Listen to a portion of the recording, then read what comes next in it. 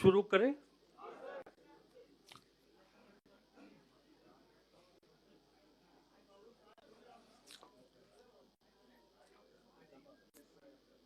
दो 2025-26 के बजट उपस्थापन के उपरांत आयोजित इस संवाददाता सम्मेलन में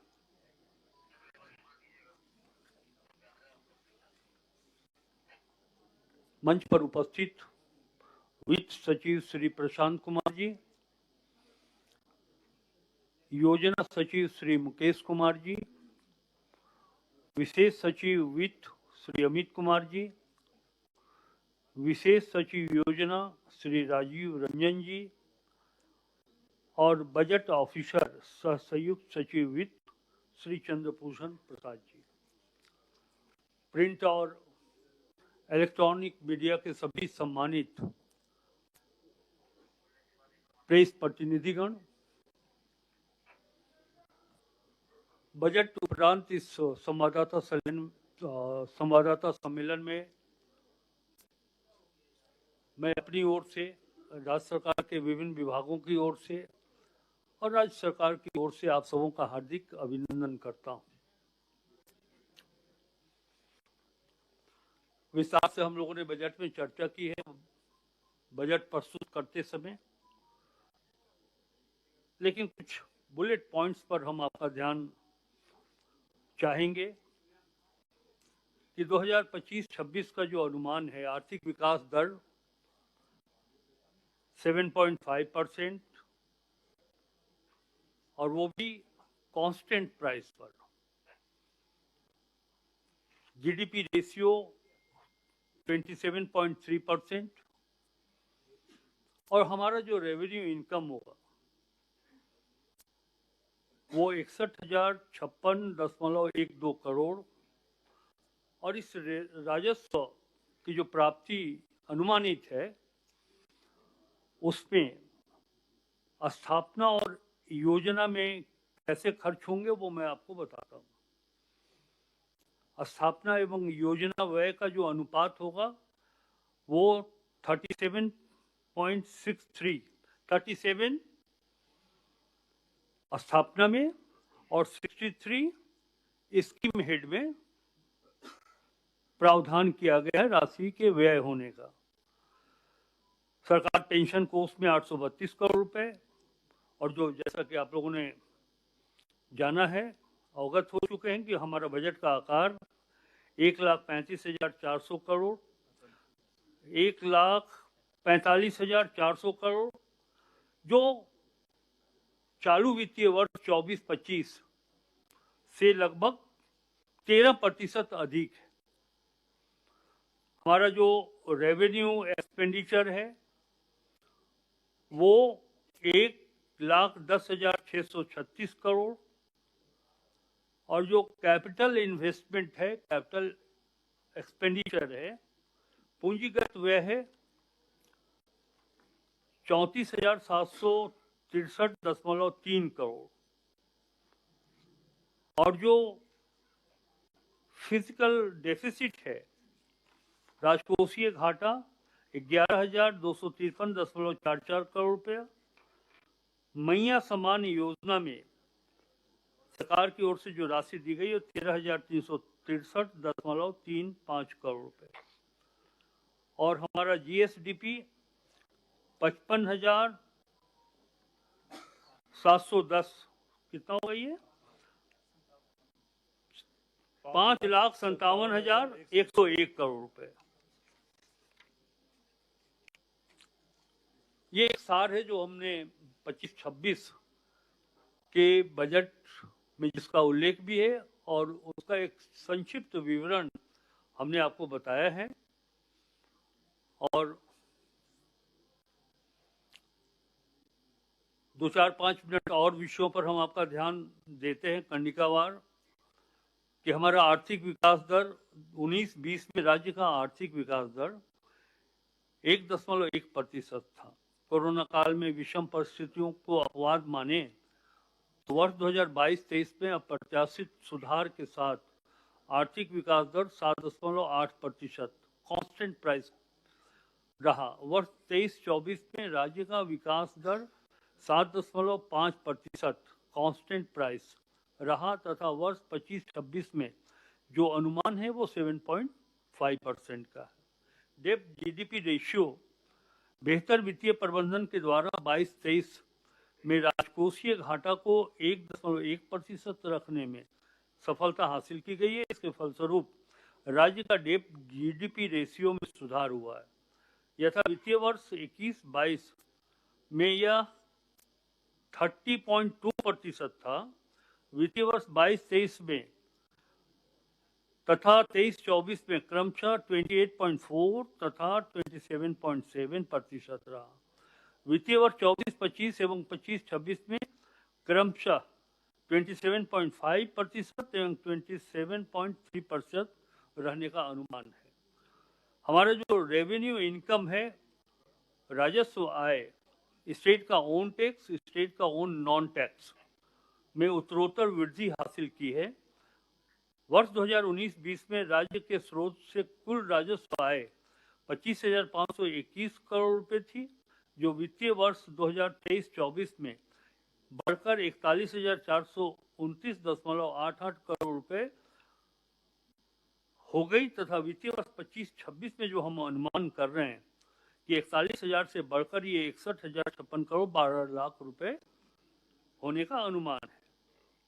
और स्थापना एवं योजना के अनुपात को भी हम थोड़ा विस्तार से आपको बताना चाहते हैं। वित्तीय वर्ष 2019-20 में 47, 47 और 53 का रेशियो था। क्रमशः 33,145 करोड़ 37 लाख एवं 52,283 करोड़ 63 लाख। मैं ये कह सकता हूं इसको समझने के लिए कि इस्टेब्लिशमेंट के ऊपर 33,145 करोड़ 33,52,283 करोड़ 63 लाख, ये 145 लाख एवं आप देखेंगे कि स्कीम हेड में 52,283 करोड़ 63 लाख, जो फिनेंशियल ईयर 2025-26 में 37 और 63 यानी कि स्थापना मद में क्रमशः 53,658 करोड़ 47 लाख और स्कीम के हेड में 51,741 करोड़ 53 लाख प्रस्तावित है। पूंजीगत व्यय के बारे में हम आपको उसका सार बताना चाहेंगे। वित्तीय वर्ष 24-25 में पूंजीगत परिव्यय में के पुनरीक्षित बजट पर 9.06% की वृद्धि के साथ 25,720.41 करोड़ 41 करोड़ रुपए पूंजीगत परिव्यय का आकलन किया गया। पेंशन कोष की बात अगर की जाए तो इसके लिए वर्ष 23-24 में 700 करोड़ रुपए एवं 24-25 में 780 करोड़ रुपए कोष का पेंशन कोष में निवेश किया गया तथा वित्तीय वर्ष 25-26 में 832 करोड़ रुपए का निवेश बजट में प्रस्तावित है। बजट की प्रतिशत को भी जैसा कि हमने पहले ही कहा कि पिछले यानी कि चालू वित्तीय वर्ष जो अभी 24-25 का है 1,28,900 करोड़ और अभी जो बढ़कर 1,45,400 करोड़ रुपए हुए हैं वो 13% अधिक है पिछले वर्ष की तुलना में। हम रेवेन्यू इनकम के बारे में आपको बता चुके हैं और जो हमारा कैपिटल एक्सपेंडिचर है उसके बारे में भी आपको जानकारी दी गई है।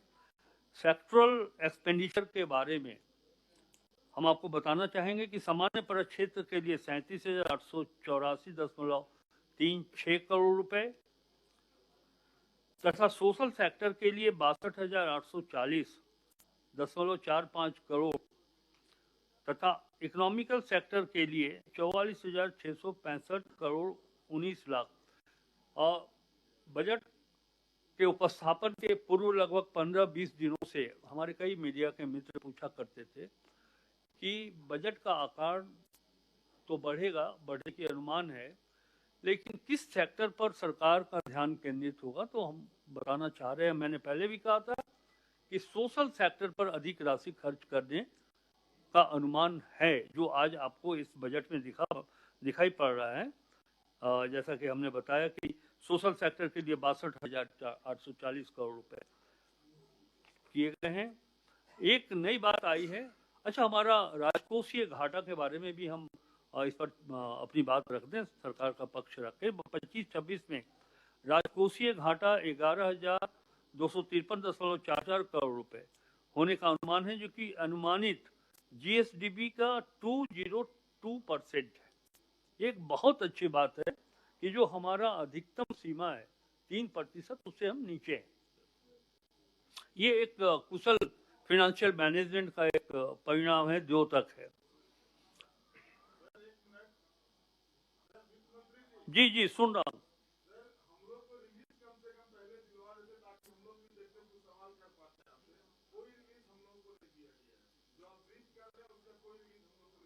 ये आपकी बात से मैं सहमत हूँ, ये रिलीज हो जाना चाहिए था। बजट है सर, तो बजट के साथ सर के स्पीच के बाद ही रिलीज हो सकता है, उसी के साथ। अच्छा ये बैठ जाइए ज्ञान जी,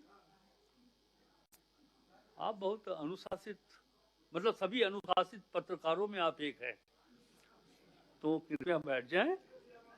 ये बजट स्पीच के बाद आपको आपके बीच वितरित कर दिया जाएगा।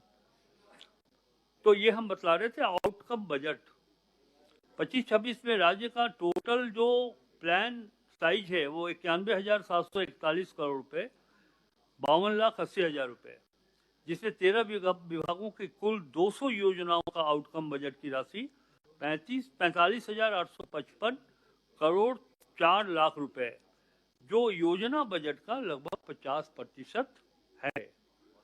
बाल बजट की हम चर्चा करना चाहेंगे कि इस वर्ष आउटकम बजट की कुल 200 योजनाओं में से बच्चों से संबंधित लगभग 42 योजनाओं के आधार पर बाल बजट तैयार किया गया है, जिसमें गत वित्तीय वर्ष के बाल बजट के कुल आकार 8,866.69 पर लगभग 6% के वृद्धि के साथ कुल 9,411.27 लाख रुपए की राशि का उपबंध किया गया है। झारखंड मुख्यमंत्री मैया सम्मान योजना के संदर्भ में मैंने सदन में भी बताया कि 13,025-26 में 13,363 करोड़ 35 लाख रुपए का बजटीय उपबंध किया गया है, जो योजना बजट का 14.56% तथा कुल बजट का 9.19% है। हो गए, बाकी हम आमंत्रित करते हैं यदि आपके मन में कोई ऐसी बात हो जो आप जानना चाहते हो।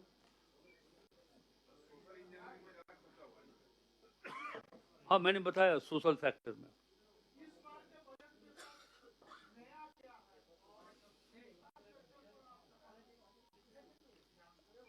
आप एक चीज गौर करेंगे माननीय प्रतिनिधि, आप इसको अगर आप इस रूप से देखें कि जब राज्य का निर्माण हुआ था 2000 में और 2000 से लेकर के 2024 तक की बात करें और बजट को गौर से देखें, आपने कहा कि इंफ्रास्ट्रक्चर पर इस बजट में क्या उपबंध किया गया है। आप देखेंगे कि 2000 से 2024 तक इंफ्रास्ट्रक्चर पर बहुत बजटीय उपबंध किया गया था, लेकिन आप उसकी तुलना में देखेंगे कि सोशल सेक्टर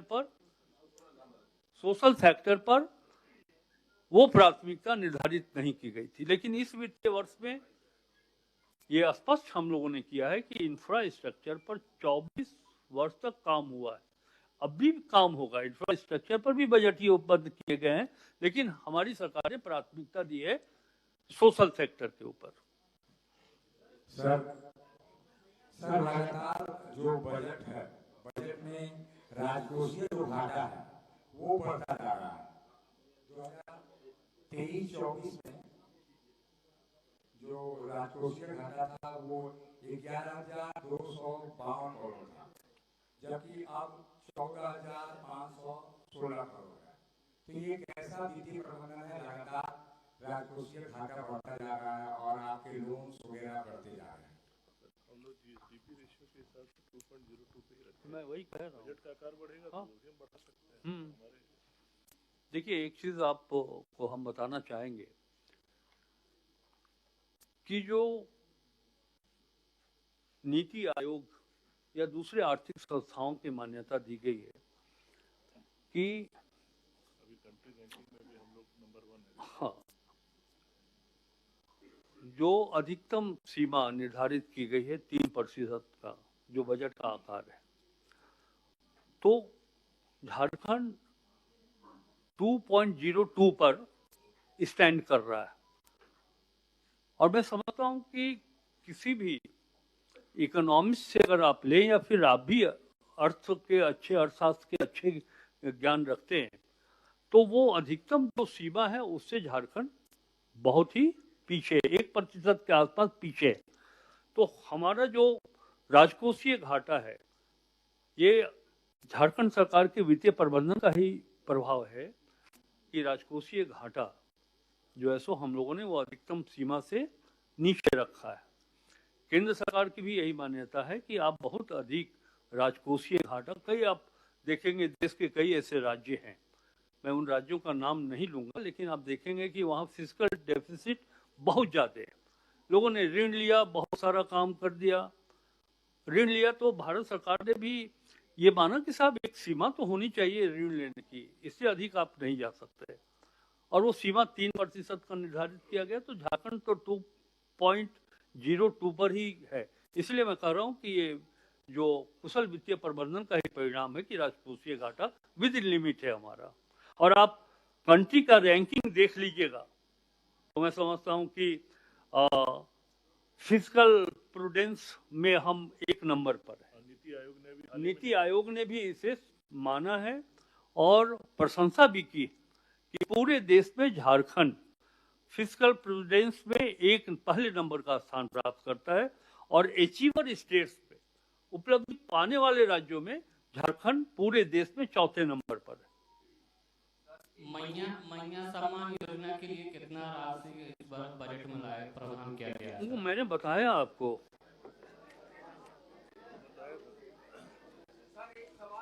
जी बताएं।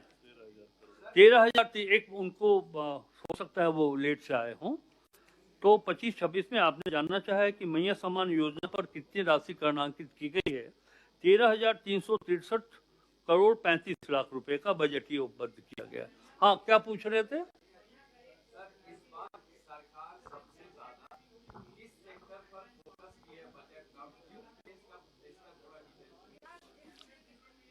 मैं समझता हूं कि मैं फिर भी उत्तर करता हूं। आपके पहले भी ये प्रश्न पूछा जा चुका है कि किस सेक्टर पर आप कितना खर्च कर रहे हैं।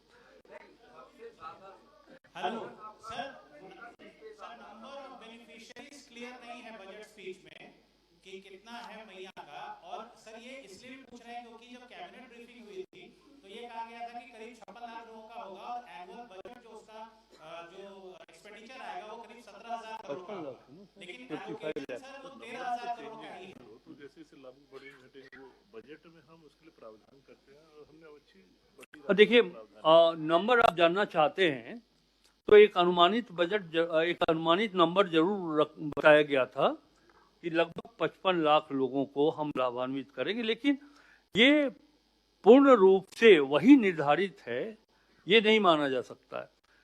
नंबर घटेंगे भी, नंबर बढ़ भी सकते हैं। अगर नंबर बढ़े तो हम उसमें अधिक उपबंध करेंगे, अगर नंबर घटे तो यह 13,000 जो 300 कुछ है करोड़ रुपया, उसमें भी कमी आएगी। इसलिए नंबर अभी बता पाना या किसी भी अवसर पर बता पाना कि ये एग्जैक्ट नंबर क्या होगा वो संभव नहीं है।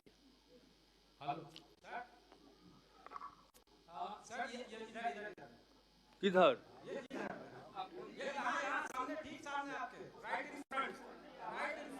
देखिए, इसमें हमारा कोई दोस्त नहीं है। ये सामने कैमरा की जो लाइटें आ रही है उससे आप दिख नहीं पा रहे। हाथ उठा दीजिए तो मैं समझ जाऊंगा। सवाल ये है कि जब आप लोग नए टेन्योर में आए थे तो लोगों को काफी राहत की उम्मीद थी, कई घोषणाएं भी थी मैनिफेस्टो में, जैसे कि एलपीजी सिलेंडर जो है वो सब्सिडाइज रेट पे मिलेगा, कोई नया घोषणा नहीं है। इसके अलावा और बहुत सारे ऐसे बातें थी जिसको कहा गया था सरकार में आने के बाद इम्प्लीमेंट किया जाएगा।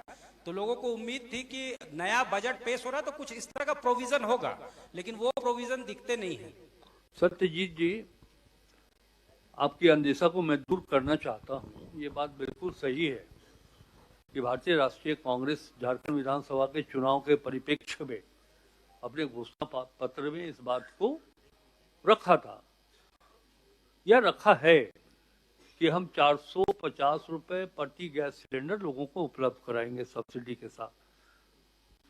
तो ये नहीं कहा था कि हम प्रथम वित्तीय वर्ष में ही इसे पूरा करेंगे। सर, ये जवाब तो आप पहले भी एक बार दे चुके हैं। एक सवाल है कि आपने बजट का नाम रखा है अबुआ बजट, और पहले मैं उनको संतुष्ट कर लूं।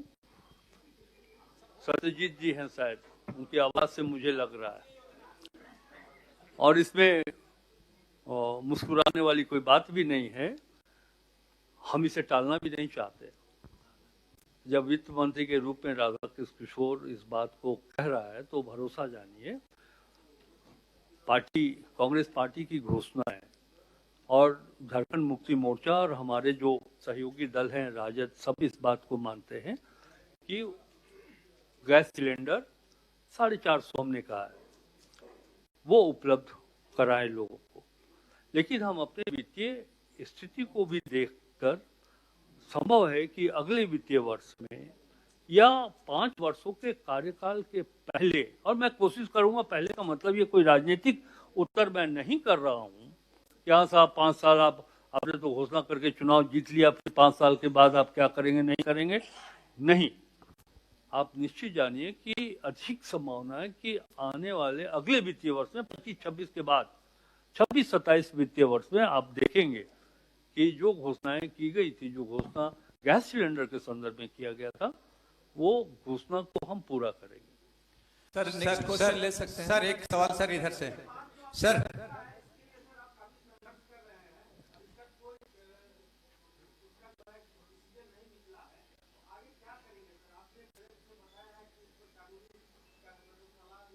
ये अंतिम हथियार होगा कि हम अपनी राशि को लाने के लिए। लेकिन मैंने अभी सदन में कहा कि 10-15 दिन पहले मैं गया था दिल्ली, और इसी उद्देश्य से गया था। मैंने वित्त मंत्री जी से भी बात की थी, और हमारी बातचीत माननीय श्री जी किशन रेड्डी जी जो कोयला विभाग के मंत्री हैं, उनसे भी हमने मुलाकात किया और एक लिखित मेमोरेंडम के साथ उनसे आग्रह किया कि ये राशि झारखंड की बढ़ती है। झारखंड खनिज और वन संपदाओं से परिपूर्ण जरूर है, लेकिन हमारे यहाँ आज भी गरीबी है, लोग आज भी आर्थिक और सामाजिक रूप से काफी कमजोर हैं। तो उन्होंने मेरे सामने तो ये स्वीकार किया, कहा कि जो भी राशि है, मैं मानता हूँ कि राशि है, झारखंड का पैसा है, वो पैसा हमारा नहीं है। झारखंड का जो पैसा है वो झारखंड को मिलना चाहिए। उन्होंने स्वीकार किया, लेकिन एक चीज उन्होंने ये भी कहा कि ये तो आपकी मांग है, राज्य सरकार की मांग है कि 1,36,000 करोड़ रुपया। सर एक सवाल इधर सर, ये अबुआ आवास पर रोल बैक कर रहे हैं क्या? बस हम अपने वाक्य को पूरा कर लें। हाँ, तो उन्होंने कहा कि ये तो आपका डिमांड है, लेकिन हम भी एक अधिकारियों की टीम भेजकर देख लेना चाहते हैं कि जो 3 सेक्टर पर आपने कहा है कि इस पर पैसा बाकी है, हम भी उसका अध्ययन कर लेते हैं। तो मैंने उनको सुझाव दिया कि बेहतर होगा सर कि आप अपने विभाग के केंद्रीय टीम को रखें और साथ में उस टीम में, यानी कि एक ज्वाइंट टीम हो, हमारे राज्य सरकार के खनिज विभाग के भी अधिकारी हों। तो उन्होंने स्वीकार किया, और जैसा कि हमको ज्ञात है कि 1 तारीख को कोई टीम गठित हुई, 1 मार्च को ये टीम गठित हुई है। तो हो सकता है वो संख्या और आगे, वो राशि और आगे बढ़ जाए, हो सकता है कि वो राशि और कम हो कुछ। तो जो भी फलाफल आएगा उस टीम के जांच के बाद, आकलन के बाद, तो वो राशि, उन्होंने कहा कि वो राशि हम चरणबद्ध तरीके से झारखंड को उपलब्ध कराएंगे। नेक्स्ट सर एक सवाल इधर से। सर मैं नवीन। हाँ सर, जिस प्रकार से जो राशियां एलोकेट की गई हैं बजट में, निश्चित रूप से सराहना के पात्र हैं आप लोग। वेलफेयर एंड सोशल वेलफेयर पे तो दिया ही ज्यादा है, लेकिन एजुकेशन पर जिस प्रकार से आपने 12% दिया, निश्चित रूप से साधुवाद आपको। लेकिन सर एक चीज, के मुंशी की एक कमेटी बनी थी 1953 में, उस समय कहा गया था कि पूरे देश में कम से कम 33% वन होने चाहिए। लेकिन सर दुर्भाग्य है कि 70 वर्ष बीतने के बाद भी न केवल देश की बात हम करें, हमारे राज्य में भी अभी तक 33% वन नहीं हुए। और जो वन के जो आंकड़े हमारे यहाँ दिए जाते हैं उसमें काफी जो है झाड़ झंखाड़ भी रहते हैं। ऐसे में मात्र 0.95% जो कि सबसे कम है, बजट की एलोकेशन सबसे कम फॉरेस्ट एंड एनवायरमेंट पे दिया गया है। क्या लगता है हमें अभी और लंबा इंतजार करना होगा उस 33% को प्राप्त करने के लिए? देखिए, इस संदर्भ में हम ये आपको बताएंगे, व्यक्तिगत रूप से ये हमारे लिए भी चिंता का विषय रहा है। और जब मैं बिहार में विधायक हुआ करता था तो इस विषय को मैं बराबर रखता हूँ। मैंने ये देखा है कि कई ऐसे विकसित राष्ट्र, जैसे आप बात कर रहे जापान का, तो वहाँ 60% फॉरेस्ट है और 40% पर बाकी कल कारखाने हैं, इंफ्रास्ट्रक्चर है। तो मुझको ये आज भी लगता है और मैं इस बात को स्वीकारता हूँ कि जो वन होना चाहिए 1/3 33% टोटल एरिया का, वो झारखंड में नहीं है। ग्रेजुअली अगर आप 1950 से तुलना करते चलेंगे तो आप देखेंगे कि वो वनों की कटाई हो, वनों को क्षति पहुंचाया गया और धीरे धीरे शुद्ध जो प्योर फॉरेस्ट है वो प्योर फॉरेस्ट में बहुत कमी आई है।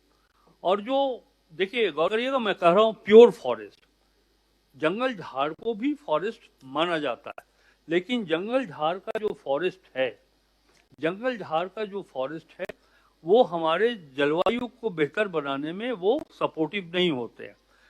प्योर फॉरेस्ट पर व्यक्तिगत रूप से ये हम चिंता करते हैं कि प्योर फॉरेस्ट होना चाहिए। 33% जो हमारा एरिया लैंड है टोटल, उसमें 33% में फॉरेस्ट होना चाहिए। ये हमारे लिए भी चिंता। और हाँ, आप देखेंगे कि जब राज्य अलग हुआ था तो ये 22% 23% जहां तक मुझको याद है था। आज हम बढ़कर के 33% पर पहुंचे, 30% पर हम पहुंचे हैं। आज जो वनों का आच्छादन है, क्षेत्रफल है, वो 30% के आसपास है।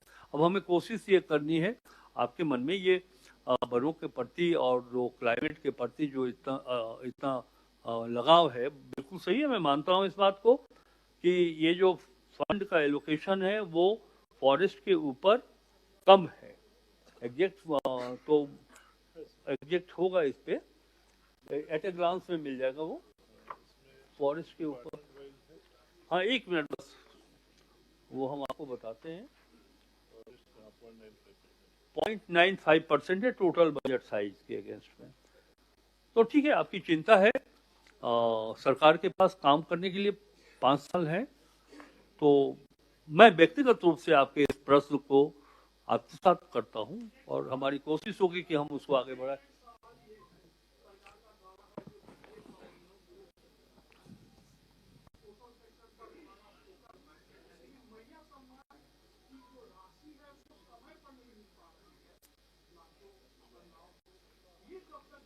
हम आपको आश्वस्त कर रहे हैं, मैया सम्मान योजना की राशि इसलिए समय पर नहीं मिल पा रही है कि पैसे की कमी। मैं बता दूं कि पैसे की कोई कमी सरकार के पास नहीं है। कुछ डिलीवर करने में टेक्निकल प्रॉब्लम्स आते हैं जिसके कारण ये विलंब हो रहा है। कई जिलों में ये बात सामने आ रही है कि कुछ ऐसे लोग हैं जो इसकी आर्ता पूरी नहीं करते हैं, उसे भी देखा जा रहा है। लेकिन जैसा कि सदन के अंदर संबंधित विभाग के मंत्री ने ये कहा है कि मार्च होली के पहले ये राशि उनके खाते में उपलब्ध करा दिए जाएंगे। सर, अब बजट का नाम सर अबुआ बजट रखा गया है और जो आपका स्पीच था उसमें अबुआ आवास का भी जिक्र था, लेकिन 6,50,000 अबुआ आवास बनाने का जो टारगेट था 2024-25 में, उसमें सिर्फ 19,685 अबुआ आवास बने हैं, जो कि इलेक्शन में भी सबसे बड़ा मुद्दा था प्रधानमंत्री आवास के अगेंस्ट में, कि राज्य सरकार अपने स्तर से गरीबों को आवास दे रही है 3 कमरे का।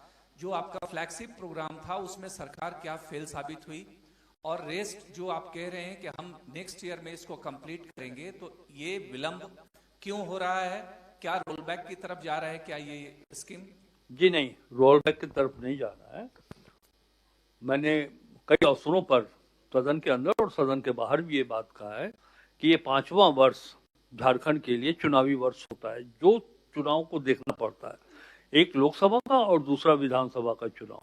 और जब दोनों चुनाव इस 5वें वर्ष में होते हैं तो 5-6 महीना तो लग जाता है आपको मॉडल कोड के कारण, जिसपे हमारा सोर्स ऑफ इनकम जो है, हम रेवेन्यू कलेक्शन भी उस 5-6 महीने के दरमियान में हम थोड़ा पीछे रहते हैं, रेवेन्यू एक्सपेंडिचर में भी हम थोड़ा पीछे होते हैं, बिकॉज की मॉडल कोड प्रभावित करता है। लेकिन जैसा कि हमने कहा कि ये 4-5 महीना उसमें निकल जाता है, तभी हमने कहा है बजट के माध्यम से कि जो योजनाएं लंबित हैं या फिर जो हमारा 25-26 का लक्ष्य है वो 25-26 में हम लोग पूरा करेंगे। ये पीएल फंड को लेकर के एक माननीय मंत्री जी सवाल है कि इस बार पीएल फंड से काफी पैसा मैया योजना या अन्य योजना में गया है, तो क्या उसका भरपाई इस बार होगा? एक ये सवाल है। और दूसरा ये है कि एक बार फिर से क्लियर करिए तो आप अपने क्वेश्चंस को। जी, जो पीएल फंड है, पीएल फंड से अधिकतर जो सरेंडर कराया गया है मैया योजना या अन्य योजना में, तो क्या वो पैसा फिर इस वित्तीय वर्ष में वो आ जाएगा या क्या होगा, कि क्या होगा, उन योजनाओं को क्या होगा? नहीं, आपकी आशंका मैं समझता हूँ कि निर्मूल है। पीएल फंड से कोई पैसा नहीं लिया गया है मैया सम्मान योजना के लिए।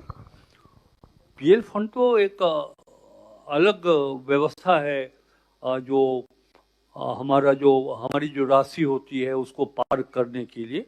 और आपको मैं विश्वास के साथ कह सकता हूँ, संजीदगी और गंभीरता से कह रहा हूँ कि पीएल फंड से एक नया पैसा मैया सम्मान योजना के लिए नहीं लिया गया। हमारे पास पैसा है, राज्य सरकार के पास जो पैसा हम लोगों ने दिया है वो राज्य सरकार का, चाहे हमारे पास जो सोर्स ऑफ इनकम हो सेंट्रल से या फिर राज्य सरकार से, सेंट्रल भी इसमें नहीं आता है, राज्य सरकार का जो हमारा अपना ओन टैक्स है हम उसके माध्यम से दे रहे हैं। क्या अच्छा, अब भूख नहीं लगी आप लोग को? राधा कृष्ण किशोर जी, एक सवाल है हमारा। झारखंड विधानसभा में जब आप बजट प्रस्तुत कर रहे थे, 44 पृष्ठों का आपका भाषण था, बजट भाषण था। उसमें हमारे पास जो बजट भाषण की जो प्रति मिली, तो जब मैंने देखना शुरू किया तो आप बहुत तेजी से आगे बढ़ रहे थे। कई पैराग्राफ तो आपने पढ़ा भी नहीं, लेकिन उनमें से कई पैराग्राफ ऐसे भी हैं जो आम जनता के लिए काफी जो है महत्वपूर्ण थे। तो अब हमारा सवाल है कि जो सदन में आपने कहा ही नहीं, वो अगर जनता के लिए महत्वपूर्ण है तो मैं समाचार में उसे बनाऊं या नहीं? हाँ, एकदम बना सकते हैं। एक चीज आप जान लीजिए, जैसे ही हम सदन में कहा ही नहीं, जैसे नहीं सदन में नहीं कहा, आप इसको कोई ये नई परंपरा नहीं है। हमने उन महत्वपूर्ण चीजों को कहीं नहीं छोड़ा है। हर विभागवार हमने बताया है कि साहब हर विभाग के लिए हम बजट उपलब्ध क्या कर रहे हैं, कोई एक विभाग छूटा नहीं है। और ऐसे भी जब हम बजट उपस्थापित कर दिए तो पब्लिक डोमेन में जो चीज आपके हाथ में बजट भाषण के रूप में जो पुस्तक है, आप उस पर आधारित कोई भी समाचार बना सकते हैं, कहीं उसमें रोक नहीं। वित्त मंत्री जी, अब आप सभी लोग से आमंत्रित करते हैं कि भोजन पर चलिए। पूछना चाह रहा था जी, अगर आप जवाब देना चाहें तो मैं एक अंतिम सवाल पूछना चाह रहा था।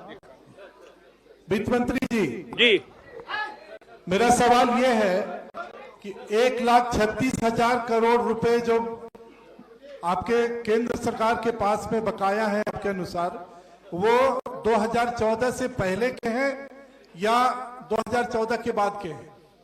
2014 के पहले के हैं या बाद के हैं? पहले से चले आ रहे। इसका मतलब ये है कि मनमोहन सिंह थे उस जमाने से ही बकाया है। सर एक सवाल है मेरा, आलोक बोल रहा हूँ सर एक सवाल है मेरा।